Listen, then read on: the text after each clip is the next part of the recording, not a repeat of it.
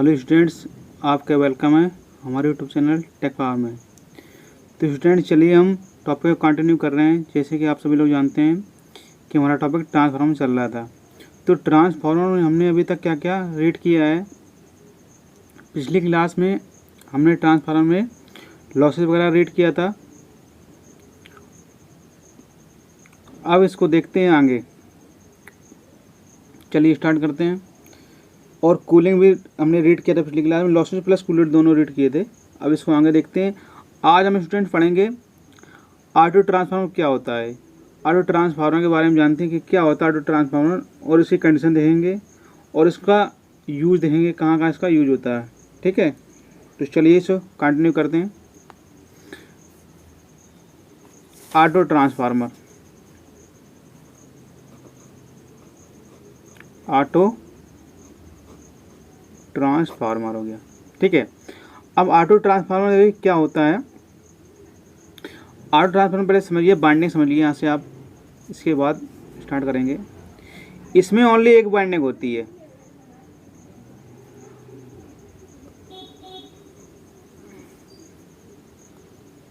ये point A हो जाएगा, यहाँ पे पॉइंट बी ले लेंगे, यहाँ पे पॉइंट हमने सी ले लिया। ये पूरी आपकी एक बाइंडिंग है। ठीक है, अब क्या करेंगे हम यहाँ से, इस साइड हम हाई वोल्टेज ले लेंगे, है ना। हाई वोल्टेज मीन्स जानते हो कि जिस साइड टर्नों की संख्या ज़्यादा होती है उस साइड हम हाई वोल्टेज लेते हैं। तो ये साइड हमारे टर्न क्या है, ज़्यादा है। देखो यहाँ ये टोटल पूरी वाइंडिंग ले लेंगे ना यहाँ से, तो ये टर्न हमारे इस साइड ज़्यादा हो जाएंगे। ठीक है, तो अब इसको हम क्या ले लेंगे यहाँ से, BH यानी हाई वोल्टेज हो जाएगा ये इस साइड। अब देखिए यहाँ से यहाँ क्या हो जाएगा, ये कौन सा वोल्टेज आ जाएगा, BAB वोल्टेज ले लेंगे। ये हमारा BAB वोल्टेज हो जाएगा। और यहाँ कौन सा हो जाएगा, BBC वोल्टेज हो जाएगा। ये कौन सा वोल्टेज हो जाएगा, BBC वोल्टेज हो जाएगा। ये BC वोल्टेज हो जाएगा। अब देखिए यहाँ से स्टूडेंट, यहाँ से हम ले सकते हैं इसको, ये हमारा कौन सा हो जाएगा, ये लो वोल्टेज हो जाएगा। ये लो वोल्टेज आ जाएगा आपका, ये लो वोल्टेज, यानी यहाँ पे हम सप्लाई देंगे इनपुट और यहाँ से हम आउटपुट लेंगे। ओके, अब देखिए यहाँ पे जब आउटपुट हमारा यहाँ पे आएगा तो लोड लगेगा ना, लोड इस साइड, तो यहाँ हमें लोड करंट क्या हो जाएगी हमारी, IL, इसको हम लोड करंट बोलते हैं। और यहाँ पे हमारा क्या होगा, IM, यहाँ पे हो जाएगा हमारा IA। ये क्या है, ये इनपुट करंट है और ये आपकी लोड करंट हो गया। ये तो हो गया आपका ऑटो ट्रांसफार्मर। इस साइड हमने हाई वोल्टेज ली और इस साइड लो वोल्टेज ली। अच्छा, लो वोल्टेज हाई वोल्टेज भी समझ लिए। देखिए इस साइड जो हम हाई वोल्टेज ले रहे हैं ना, इस साइड ये पूरी वाइंडिंग आ रही है। मैंने आपको पिछली क्लास में पढ़ाया था कि जिस साइड टर्नों की संख्या ज़्यादा होती है वो साइड हाई वोल्टेज होती है। यानी टर्न ज़्यादा होंगे, है ना, तो वोल्टेज ज़्यादा होगी, याद रखना। तो ये क्या हो जाएगी, ये आपकी हाई वोल्टेज हो जाएगी। यहाँ पे आप एक कम टर्न हो गए। देखो ये तो मतलब आधी हो गई ना इसकी, ये पूरी थी, यहाँ तो हमने पूरी ली है, ये आधी हो गई यहाँ से, तो ये लो वोल्टेज साइड हो गई। यानी यहाँ टर्न कम होंगे और इस साइड पूरा ले रहे हैं सप्लाई में, ये इस साइड ज़रा टर्न थे, तो ये हाई वोल्टेज वाइंडिंग, ये लो वोल्टेज वाइंडिंग। अब चलिए इसको दूसरे तरीके से बना लेते हैं एक बार।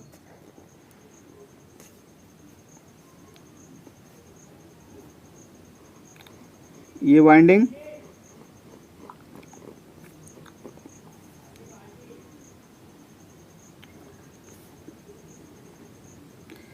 ये कोई A है पॉइंट, ये B पॉइंट, ये C पॉइंट।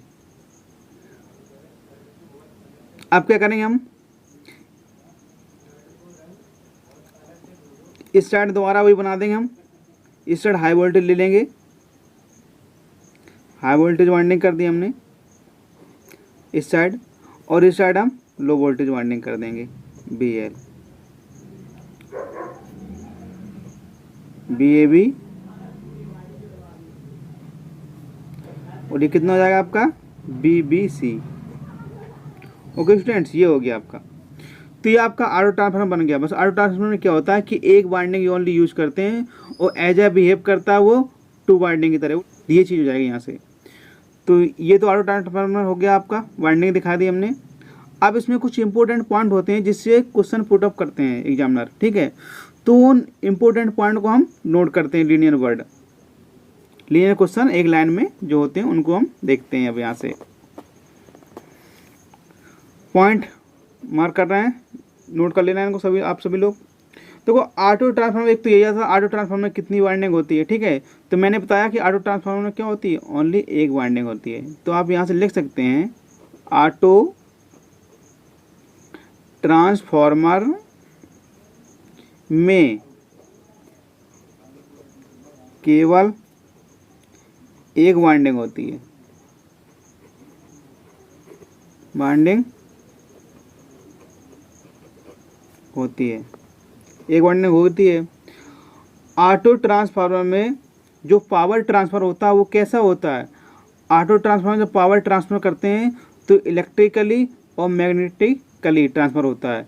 जबकि हमारा जो सिंगल फेज पावर ट्रांसफर होता है उसमें क्या होता है, उसमें जो पावर ट्रांसफ़र होती है मैग्नेटिकली ट्रांसफ़र होती है। बट इसमें दोनों तरह से होती है, इलेक्ट्रिकली भी होती है और मैग्नेटिकली भी होती है, ठीक। तो इस पॉइंट को बहुत इंपॉर्टेंट है, ये पूछ लेता है।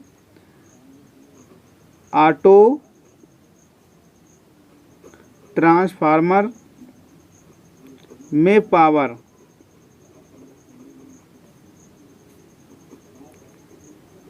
ट्रांसफर मैग्नेटिकली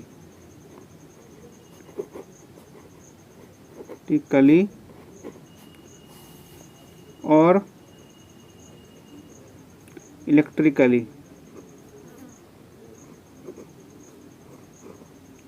मैग्नेटिकली और इलेक्ट्रिकली दोनों प्रकार से होता है।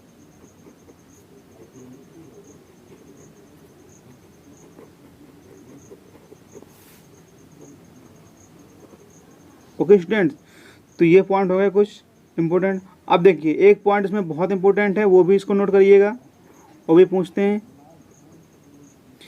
ऑटो ट्रांसफार्मर का उपयोग हम रेगुलेटर की तरह यूज करते हैं। ऑटो ट्रांसफार्मर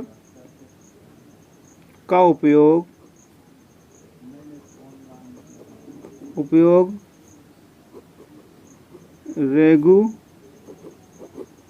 रेगुलेटिंग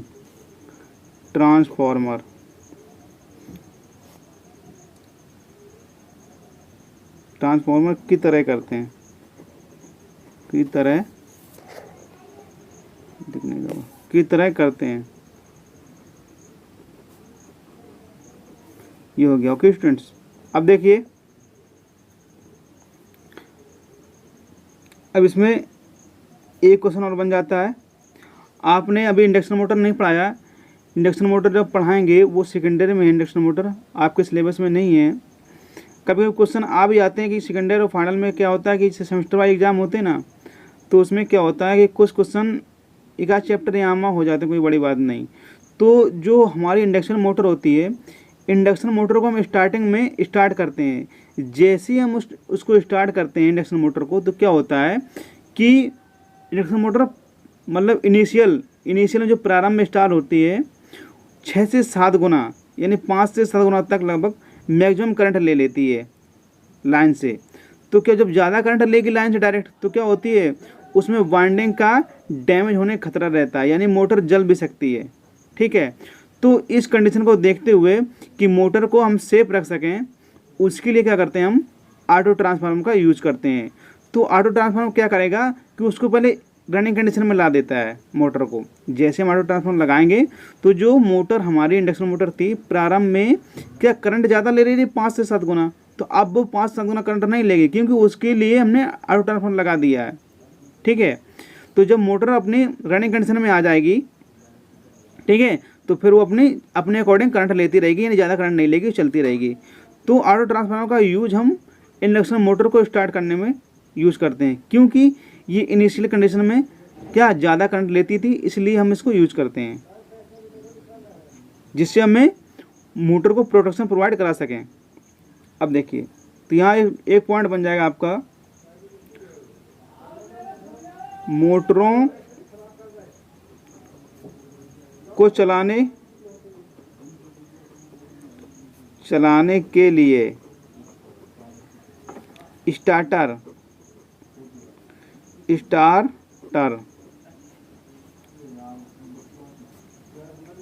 के रूप में भी प्रयोग किया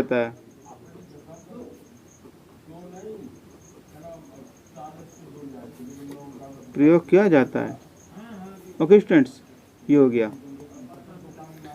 अब इसकी इफिशियंसी क्या होती है? अच्छी होती है। एक पॉइंट इसमें बन जाएगा इसकी, क्योंकि इसमें एक ही वाइंडिंग होती है, ज़रा लॉसेस का कोई वो नहीं रहता इशू। इसकी इफिशियंसी भी क्या होती है? अच्छी होती है। इफिशियंसी में दक्षता हाई लिख लो, हाई होती है। तो ये स्टूडेंट कुछ इंपॉर्टेंट पॉइंट थे जो हो गए आपके। यहाँ पे आप लिख सकते हो, इसे बोल देंगे हम स्टेप अप, क्योंकि ये हाई वोल्टेज वाइंडिंग है तो इसको स्टेप अप बोल देते हैं। लिख देंगे एक बार, स्टेप अप, ठीक। और ये आपका स्टेप डाउन होगा, क्योंकि आउटपुट क्या है आपका लो, तो स्टेप डाउन हो जाएगा, तो इसको स्टेप डाउन बोल देंगे, स्टेप डाउन।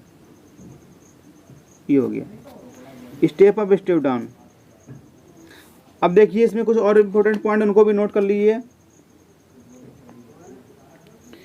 इसका साइज क्या होता है? इसका साइज बहुत छोटा बनाया जाता है।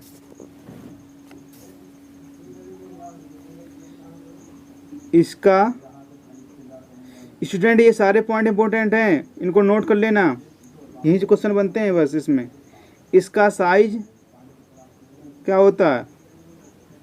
बहुत छोटा बनाया जाता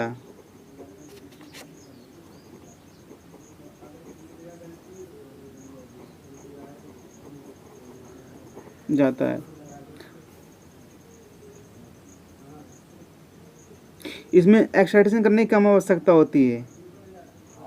एक्साइटेशन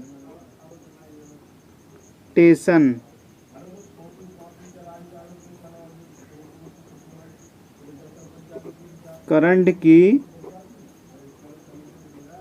कम आवश्यकता होती है।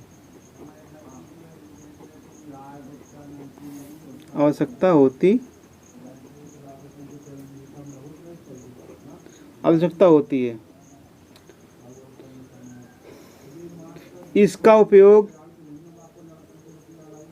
आप जो घरों में स्टेबलाइजर रखते हैं ना, आप स्टेबलाइजर की वोल्टेज कम ज़्यादा, जैसे मतलब ज़्यादा वोल्टेज आए तो कट मार जाता है ना, जिससे हमारा जो टीवी भी चलाते हैं, फ्रिज चलाते हैं हमारा, है ना, वो हमारा सेपरेट बचा रहे, यानी उन्हें प्रोटेक्शन प्रोवाइड होता रहे। तो उसमें भी जो स्टेबलाइजर होता है उसमें भी क्या करते हैं हम, रेगुलेटर के तौर पे हम इसका यूज़ करते हैं। किसका? ऑटो ट्रांसफार्मर का, क्योंकि ये वोल्टेज को रेगुलेट करता रहता है, ठीक है। इसका उपयोग लिख सकते हैं, इसका उपयोग सर्किट में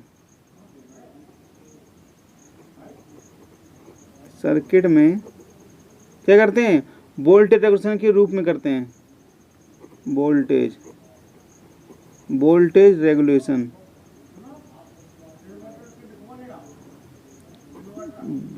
नहीं, वेरिएशन लिख लो, वेरिएशन को ठीक करने के लिए, ठीक है, स्टेबलाइजर में करते हैं। यहाँ क्वेश्चन में स्टेबलाइजर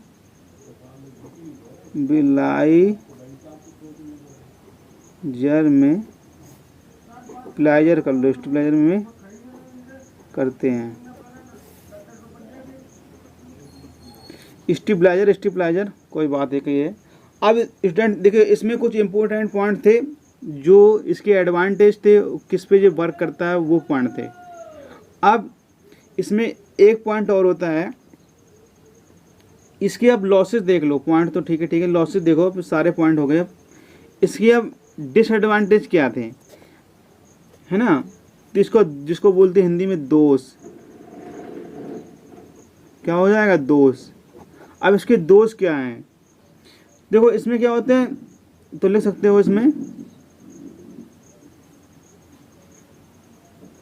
क्योंकि एक बाइंडिंग होती है, अगर इसमें कभी भी दोष हो गया, फॉल्ट आ गया, ठीक है, तो एक ही बाइंडिंग है, तो उस हमको पूरी बाइंडिंग को रिप्लेस करना पड़ेगा, यानी हटाना पड़ेगा बाइंडिंग को, ठीक है। उसको हम क्या करेंगे, हम सही तो कर नहीं सकते, उसका मेंटेनेंस तो कर नहीं पाएंगे ना, तो फिर हम उसको हमको रिप्लेस करना पड़ेगा। तो इसमें एक पॉइंट आपका यहाँ से बन जाएगा, एक बाइंडिंग होने के कारण बाइंडिंग में दोष होने पर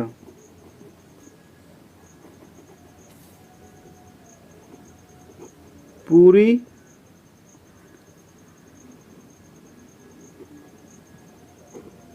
बाइंडिंग क्या चेंज करना पड़ती है, चेंज करनी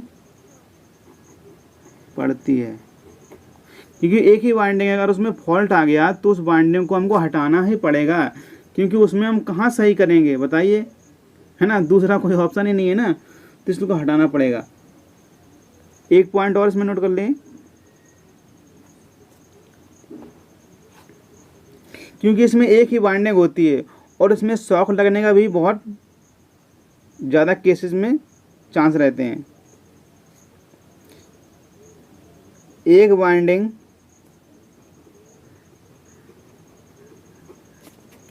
होने के कारण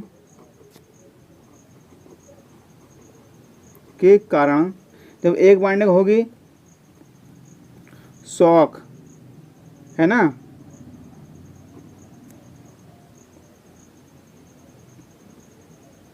अरे शॉक, है ना, शॉक क्या होगा, शॉक लगने का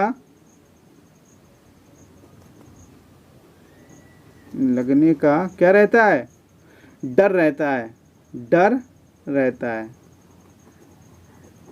ठीक। अगर देखो हम सेकेंडरी वाइंडिंग, अरे प्राइमरी वाइंडिंग को आदि को हम सेकेंडरी वाइंडिंग मान लेते हैं, ठीक है, तो इसमें बोला अगर इसमें हो सकता है क्वेश्चन ऐसे बन जाएगा, एक पॉइंट और पूछ सकता है, मैं बना दे रहा हूँ अपने हिसाब से, कि सेकेंडरी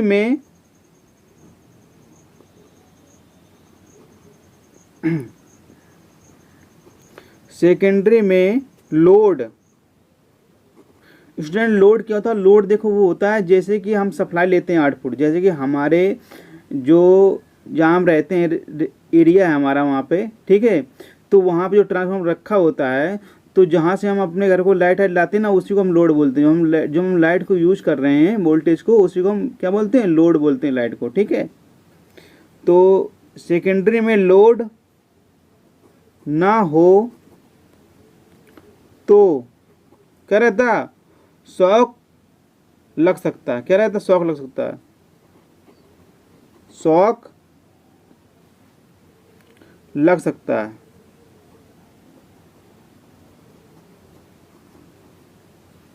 अगर सेकेंडरी में लोड नहीं होगा तो अभी क्या होता है, शॉक लग सकता है। ओके स्टूडेंट्स, इसकी स्पेलिंग देख लो सही से, शॉक, SHOCK, शॉक, ठीक है।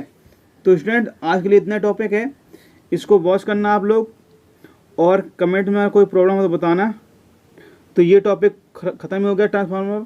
अब इसमें कुछ इंपॉर्टेंट पॉइंट हो तो कल हम करा देंगे, और नेक्स्ट टॉपिक स्टार्ट करेंगे। अब आपका जनरेटर है, मोटर है, ये स्टार्ट करेंगे। चलिए तो यहीं भी बंद करते हैं।